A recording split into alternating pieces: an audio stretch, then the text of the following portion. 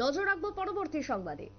বাংলাদেশ বারবার ভারত দখলের হুঁশিয়ারি দিচ্ছে, কিন্তু অন্যদিকে সিরে সংক্রান্তি অবস্থা তাদেরই। কারণ মায়ানমার ইতিমধ্যে বাংলাদেশে প্রায় 300 কিলোমিটার সীমান্তকে দখল করেছে। আর সেই জায়গায় দাঁড়িয়ে মায়ানমারের আরাকান আর্মিকে নিয়ে এবার রীতিমতো চাপে রয়েছে ইউনুসের ঘাড়ে যে নিঃশ্বাস ফেলছে এবার মায়ানমারের আরাকান আর্মি, তা এক প্রকার পরিষ্কার হয়ে গেছে সাম্প্রতিক কিছু অভিযানকে ঘিরে। বাংলাদেশের ঘাড়ে 300 কিলোমিটার সীমান্ত জুড়ে নিঃশ্বাস আরাকান আর্মির উত্থান নিয়ে নতুন করে ভাবতে হবে এবার ইউনুসকে। কি করবেন, কিভাবে নিজের দেশকে সামলাবেন, তারপরে তো না হয় ভাবুক অন্য দেশ দখলের কথা। এই প্রসঙ্গে বিশিষ্ট সাংবাদিক থমাস অ্যালেক্স তিনি কি জানাচ্ছেন, কি বক্তব্য টেলিফোন লাইনে দিয়েছেন নিউজ ভ্যানগার্ডকে, শুনুন। আর ওখানে তো রোহিঙ্গাদের উপরে অনেক অত্যাচার ওরাই করেছে এই আরাকান আর্মি। সুতরাং বাংলাদেশের সঙ্গে ওদের সম্পর্ক সেরকম ভালো হওয়ার চান্স নেই, কারণ ওখানে তো মোটামুটি 7-8 লক্ষ শরণার্থী রয়েছে, রাখাইন এই রোহিঙ্গা ওখানে তো রয়েছে। সুতরাং ওদের সঙ্গে রেবেল আর্মির সঙ্গে তো রিলেশন তাড়াতাড়ি বাদ হবে কিনা কোনো ঠিক নেই। আর এখন সমস্ত সিচুয়েশনটা কমপ্লেক্স। বাংলাদেশের সিচুয়েশন, বাংলাদেশের ভারত সম্পর্ক, এখন চীন, রাখাইন স্টেটে এরা আরাকান আর্মি দখল করেছে। আর এদিকে সাউথ যেটা ইন্ডিয়ার যেটা পোর্ট হচ্ছিল মিজোরামের কাছে সিটুয়েট, ওটা তো অন্য রেবেল গ্রুপ। এখানে রেবেল গ্রুপের মধ্যে কতদিন এই ঐক্য থাকবে সেটা বলা মুশকিল। সেদিনে চাইনা তো একটা বর্ডার আর একটা ট্রাইব যেটা স্বাধীন করেছে চাইনার বর্ডারে, ওখানে তো জল ইলেকট্রিসিটি সমস্ত করে দিচ্ছে না, কেটে দিচ্ছে। এখন চাইনায় চাইছে না যে মিলিটারি রেজিমটা হোক। আর ওদের মেইন রাজধানী তো এখন রঙ্গুনে তো নেই, ও তো নাপাডিউ এমন একটা এলাকাতে, ওখানে ঢুকে ওরা মুশকিল এদের। অনেক আগে ওরা নেপাডিতে সিলেক্টেড একটা নতুন শহর তৈরি করেছিল, ক্যাপিটাল, এদের পলিটিক্যাল ক্যাপিটাল রয়েছে ওখানে নেপাডিউ। আর সুতরাং এই রিবেল ফোর্সেস গুলো ওখানে সেটা ক্যাপিটাল দখল করতে পারবে না। ক্যাপিটালে তো এটা বড় শহর একটা নতুন করেছে, যত পলিটিক্যাল লিডার্স, মিলিটারি জেনারেলস ওদের সব বসবাস ওখানে, এয়ারফোর্স স্টেশনও আছে ওখানে। বার্মাকে স্প্লেন্ডার করার চেষ্টা চালাবে হয়তো চায়না। এখন পাকিস্তানের মদতে নিয়ে আমেরিকা ফামেরিকা ঢুকে পড়বে সেটা বাংলাদেশে। সিচুয়েশনটা খুব ফ্লুইড, এখন বলা খুব মুশকিল কিভাবে how the things will take turn. তো ওখান থেকে তো ঢুকেছে এরা রাখাইন, এক সময় তো রাখাইন এরা Arakan army and Burmese army মিলে তো এদের সঙ্গে নিরসংসা করেছে, অনেক জেনোসাইড, কত লোক তো মেরেছে। রোহিঙ্গা গুলোকে তো ওখান থেকে উচ্ছেদ করে দিছে। And Bangladesh is bearing the burden of that 7-8 lakhs. Officially to 8 lakhs ওর থেকে বেশি আছে। বাংলাদেশের যেটু এইটা 60 যাকে বলে, ওটা তো ডিভ্যালিউড, ওটা তো কোনো মূল্যই নেই। ওটা তো সাংঘাতিক অবস্থা, খারাপ অবস্থা। বলে ওটাকে বার্মিজ কারেন্সি।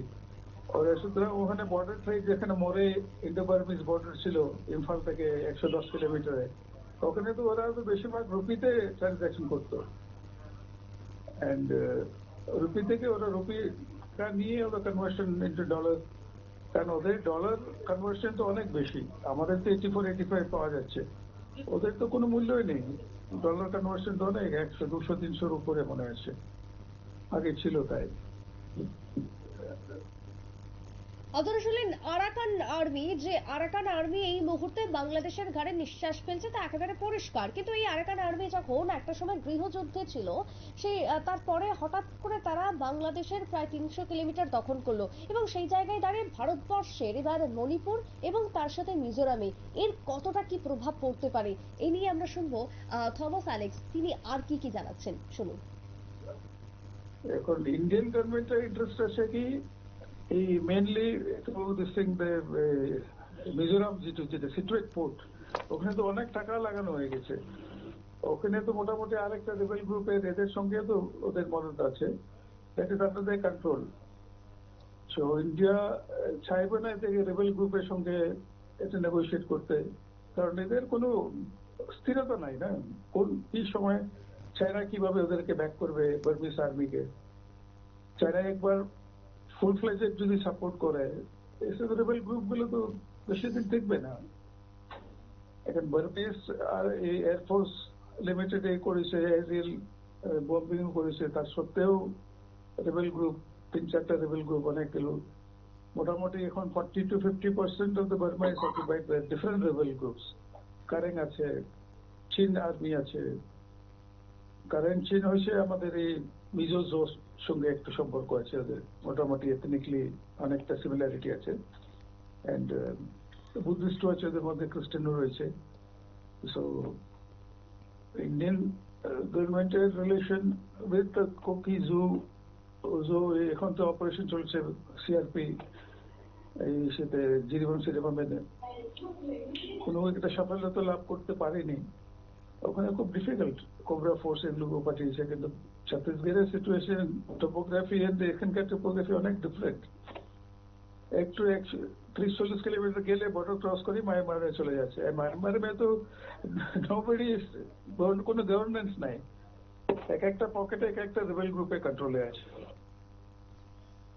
আপনারা শুনলেন থমাস আলেক্সের বক্তব্য। একদিকে যেরকম বাংলাদেশ এই মুহূর্তে সেখানে যেরকম নেই কোনো সরকার, ঠিক অন্যদিকে মায়ানমার, সেখানেও একইভাবে কোনো সরকার নেই। অন্যদিকে মায়ানমারের ভেতরেও চলছে অশান্তি, এবং সেই অশান্তি এবার ধীরে ধীরে বাংলাদেশের দিকে এগোচ্ছে। বাংলাদেশের 300 কিলোমিটার সীমান্ত এই মুহূর্তে দখল করেছে। তবে শুধু যে বাংলাদেশের এক্ষেত্রে চিন্তা তা নয়, ভারতেরও ক্ষেত্রে মিজোরাম এবং তার সাথে মণিপুরে তার একটা প্রভাব পড়তে পারে, তাই এই চিন্তা অবশ্যই থাকছে। চলে যাবো সরাসরি টেলিফোন লাইনে, আমাদের এক্সিকিউটিভ এডিটর নীল রয়েছে এই মুহূর্তে। নীল, একদিকে যখন আরাকান আর্মি চিন্তা ফেলেছে বাংলাদেশের কপালে, সেই জায়গায় ভারত এখন কতদূর নিরাপদ থাকবে এই রোহিঙ্গাদের থেকে, কি বলবে? দেখো, রোহিঙ্গাদের নিয়ে ভারত একটা চাপে নতুন করে পড়বে, একথা একেবারে ঠিক। তবে আমি তোমায় যেটা বলবো সেটা হচ্ছে, এই যে গণবিদ্রোহ, যে বিদ্রোহ এতদিন ধরে পর্যন্ত তারা লড়াই করছিল, হঠাৎ কি এমন হলো যে 15 দিনের মধ্যে বাংলাদেশ সীমান্তবর্তী যে আরাকাইন প্রদেশ এবং সেই সঙ্গে আরাকাইনের সবচাইতে বড় শহর একেবারে আরাকাইন আর্মি তারা দখল করে নিল। কি এমন হলো? একদিকে দেখো, আরাকাইন আর্মি এর সঙ্গে লড়াইটা কিন্তু হয়েছে মায়ানমারের অফিসিয়াল সেনা, এবং মায়ানমারের অফিসিয়াল সেনাকে কারা সাপোর্ট দিয়েছে না, বাংলাদেশ থেকে ট্রেনিং প্রাপ্ত যারা রোহিঙ্গা জঙ্গি, তারা। এই দুটো শক্তির সঙ্গে কিন্তু লড়াই করতে হয়েছে আরাকাইন এই আর্মিকে, যারা বিদ্রোহী আর্মি বলে। এবার এই বিদ্রোহী আর্মিরা হঠাৎ করে প্রায় 300 কিলোমিটার, ওটা নিয়ার অ্যাবাউট 279 কিলোমিটার, ওই প্রায় ধরো 300 কিলোমিটার, সেই 300 কিলোমিটার পর্যন্ত যে দখল করে নিল, এবং খুব এত সহজেই দখল করে নিল, তার মানে এর পিছনে প্ল্যান বি, যে মাস্টার প্ল্যান বি, ইউনুসকে চরম শিক্ষা দিতে, এটা কাজ। এই উত্তরটাই কিন্তু এখন বিশ্বের তাবড় তাবড় গোয়েন্দারা এই উত্তর খুঁজছে। এই যে আরাকাইন আর্মির এই যে 269 কিলোমিটার, 269 কিলোমিটার দখল করতে গিয়ে যে স্ট্র্যাটেজি, যুদ্ধের যে স্ট্র্যাটেজিটা, সেই যুদ্ধের স্ট্র্যাটেজিটা কে দিল সেটা আমার পক্ষে এই মুহূর্তে জনসমক্ষে বলা সম্ভব নয়। তবে এইটা নিয়ে কিন্তু আবার বাংলাদেশ চিন্তায়, কারণ এই আরাকাইন আর্মির ঘোষিত শত্রু হচ্ছে কারা না, রোহিঙ্গারা। আরাকাইন আর্মির ঘোষিত শত্রুকে না, তারা বাংলাদেশ। আর এই জায়গাটাতে যদি ঠিকঠাক ধোয়া দিয়ে রাখতে পারে আরাকাইন আর্মিকে, তাহলে ভারতের একটা সমস্যা হবে, ভারত আর রোহিঙ্গা চাপ বাংলাদেশের দিকে পারবে, এবং সেই রোহিঙ্গা চাপটা এখন ইউনুস সন্তর্পণে তারা ভারতের দিকে ঠেলে দিতে চাইবে। এছাড়া আরাকাইন আর্মির জন্য এই যে 269 কিলোমিটার, সেটা নিয়ে বেজায় চরম চাপে কিন্তু এই মুহূর্তে ইউনুস সরকার। কারণ ইউনুস সরকার কিন্তু মানে বাংলাদেশ, হাসিনার আমলের বাংলাদেশ বলো বা খালেদা জিয়ার আমলের যে বাংলাদেশ, সেই বাংলাদেশ কিন্তু কখনোই এই মানে তোমার মায়ানমারের সেনার সঙ্গে কিন্তু খুব একটা পেরে ওঠেনি। এবার যদি ধরে রাখি যে এদের ট্রেনিং একেবারে ঠিকঠাক জায়গায় হয়েছে, এদের পিছনে যে অস্ত্র সাপোর্ট বা লজিস্টিক সাপোর্ট, সেটা যদি এই বিদ্রোহী আর্মিদের থাকে, তাহলে কিন্তু ইউনুসের কপালে আগামী দিনে চিন্তার ঘুম থাকবে। এবং এই শীতের সময় যে ইউনুস তিনি একটু সেন্ট মার্টিনসকে কেন্দ্র করে ঘুরে দাঁড়ানোর পরিকল্পনা নিয়েছিলেন, অর্থনীতিটা চট্টগ্রামকে ঘুরে দাঁড়ানোর পরিকল্পনা নিয়েছিলেন, সেটা কিন্তু তোমাকে বলি বাংলাদেশ সরকার হয়তো অফিসিয়াল স্বীকার করছে না, সেটা কিন্তু ভেস্তে গেছে। এবং আগামী 2-1 দিনের মধ্যে হয়তো সেন্ট মার্টিনসে যাওয়ার উপর নিষেধাজ্ঞা চাপাতে পারে ইউনুস সরকার। অর্থাৎ ইউনুস সরকার এর মধ্যে আরাকাইন আর্মিকে নিয়ে প্রবল চাপে, এবং আরাকাইন আর্মির যদি পুরো মায়ানমার আগামী দিনে দখল করে নেয়, সেই ক্ষেত্রে ভারতের কিছু সমস্যা হবে। এ বিষয়ে কোনো মানে এই বিষয়ে কোনো দ্বিমত নেই রোহিঙ্গা অনুপ্রবেশ নিয়ে। কিন্তু ইউনুসের কপালে কিন্তু বা বাংলাদেশের কপালে কিন্তু দুঃখ আছে। যে বাংলাদেশ বলছে কথায় কথায় ত্রিপুরা দখল করব, কলকাতা দখল করব, আরাকাইন আর্মি যদি ওই 300 কিলোমিটারের প্রায় 279 কিলোমিটারের জুড়ে থাকে, তাহলে অন্তত তারা আগে মায়ানমার সীমান্তটা বাঁচিয়ে দেখাক, তারপর ভারত দখলের চিন্তা জানি নেয়। আর সেই ক্ষেত্রে যদি একটু আরাকান আর্মিকে লজিস্টিক এবং তোমার হচ্ছে অস্ত্র দিয়ে সাপোর্ট তৈরি করা যায়, তাহলে আগামী 6 মাসের মধ্যে যদি এই আরাকান আর্মির হাত থেকে আগামী 15-20 দিনের মধ্যে এই অঞ্চলটা আরাকান প্রদেশ বা রাখাইন প্রদেশ, এই দুটো জায়গা যদি ছিনিয়ে নিতে না পারে অফিসিয়াল যারা বার্মার সেনা রয়েছে, তাহলে কিন্তু ইউনুসের কপালে দুঃখ আছে। সেটা ইউনুস হয়তো নিজেও বুঝতে পারছেন, কিন্তু হয়তো তিনি প্রকাশ্যে মুখ খুলতে পারছেন না। সেই সঙ্গে যে চট্টগ্রাম যদি ধরি ভারতের সাথে এই যে তারা যুদ্ধের বারবার হুঙ্কার দিচ্ছে, তার আগেই কি তাহলে মায়ানমারের সাথে নিজেদের অস্তিত্ব রক্ষায় জমি দখলের জন্য যুদ্ধেই নেমে পড়তে হবে বাংলাদেশকে? কি মনে হয়?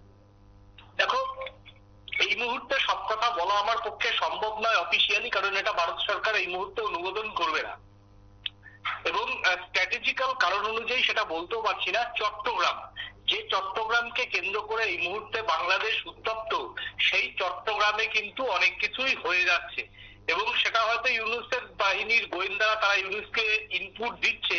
কিন্তু এই আরাকাইন আর্মির জন্য একটা সময় কিন্তু এই চট্টগ্রাম কিন্তু গোদের উপর বিস্ফোরা হয়ে যাবে ইউনুস সরকারের। এবং সেই ক্ষেত্রে যদি ইউনুস সরকার তাদের দেশে যে ভুলটা ইউনুস এই মুহূর্তে করছে, সেখানকার যেগুলো জনজাতি গোষ্ঠী এবং হিন্দুরা, এই তাদেরকে যদি বাংলাদেশ সেলফ কনফিডেন্সে নিতে না পারে, তাহলে আগামী দিনে বাংলাদেশকে কিন্তু কান্না করতে হবে, এটা কিন্তু একেবারেই বলা যায়। সেই ক্ষেত্রে আরাকাইন আর্মিকে নিয়ে নিশ্চয়ই চাপে আছে ইউনুস, এবং এই যে তোমায় বলছিলাম যে চট্টগ্রামকে নিয়ে আগামী দিনের বাংলাদেশে কান্না করতে হবে, এবং সেইটাও খুব বেশি দেরি নেই। ট্রাম্প যতদিন না ক্ষমতায় বসছে ততদিন পর্যন্ত একটু ওয়েট করে দেখতে চাইছে বিশ্বের যে জিও পলিটিক্স, সেই জিও পলিটিক্সটা কোন দিকে মুভ করে, তার উপরেই কিন্তু আগামী দিনে এই আরাকাইন আর্মির যে মুভমেন্ট এবং চট্টগ্রামের যে মুভমেন্ট, সেই চট্টগ্রামের মুভমেন্ট অনেকটা ঠিক হবে।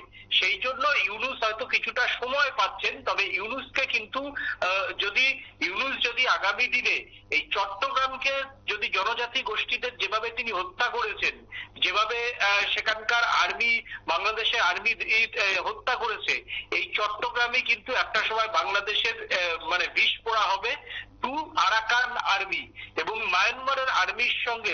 যদি আর এর মধ্যেই যদি দিন 15-র মধ্যেই যদি তোমার হচ্ছে বার্মা যদি এই বিদ্রোহী আর্মিরা দখল করে নেয়, তাহলে কিন্তু ইউনুসের কপালে আরো ভোগ আছে। কারণ মায়ানমার সেনাকে কোথা থেকে কিভাবে লজিস্টিক সাপোর্ট হবে সেটা বাংলাদেশ ভালো মতোই বুঝতে পারছে, এবং সেই জায়গাতে একটা বিরাট অংশ আরাকাইন আর্মির কিন্তু নজরে রয়েছে বাংলাদেশের একটা বিরাট সীমান্ত। এখন বাংলাদেশ ঠিক করবে তারা ভারতে অভিযান করবে না তারা হচ্ছে মায়ানমার সীমান্তে তারা নজরদারি চালাবে, সেটা ইউনুসকে ঠিক করতে হবে।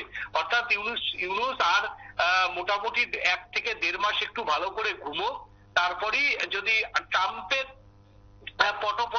ক্ষমতায় বসবে, সেই সঙ্গে নতুন পলিটিক্স শুরু হবে, এবং আরাকাইন আর্মি যদি কামব্যাক করে, তাহলে কিন্তু ইউনুসের আর ঘুম বেশি দিন থাকতে হবে না। তার যে 4 বছরের স্বপ্ন, যে এখনো তিনি 4 বছর দেশের তত্ত্বাবধায়ক সরকারের উপদেষ্টা হিসাবে পদে থেকে যাবেন, সেই স্বপ্ন হয়তো স্বপ্নই থেকে যাবে।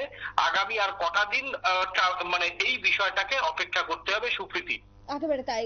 ধন্যবাদ তোমায় নীল। অর্থাৎ এই মুহূর্তে দাঁড়িয়ে ইউনূসের ঘাড়ে এবার নতুন করে চিন্তার ভাঁজ। মায়ানমারের আরাকান আর্মিকে নিয়ে, আরাকান আর্মির উত্থান নিয়ে নতুন করে ভাবতে হবে এবার ইউনূসকে। তবে ভারত দখল, ত্রিপুরা দখল, উড়িষ্যা বাংলা দখল নিয়ে যে ডাক উঠে আসছে, তারই মধ্যেখানে এবার ইউনূস রীতিমতো চিন্তিত রয়েছেন কিভাবে নিজের দেশকে রক্ষা করবেন। আরাকান আর্মি এই মুহূর্তে সব থেকে বড় চিন্তার কারণ হয়েছে বাংলাদেশের জন্য। ছোট্ট বিরতির পর ফিরবো, সঙ্গে থাকুন।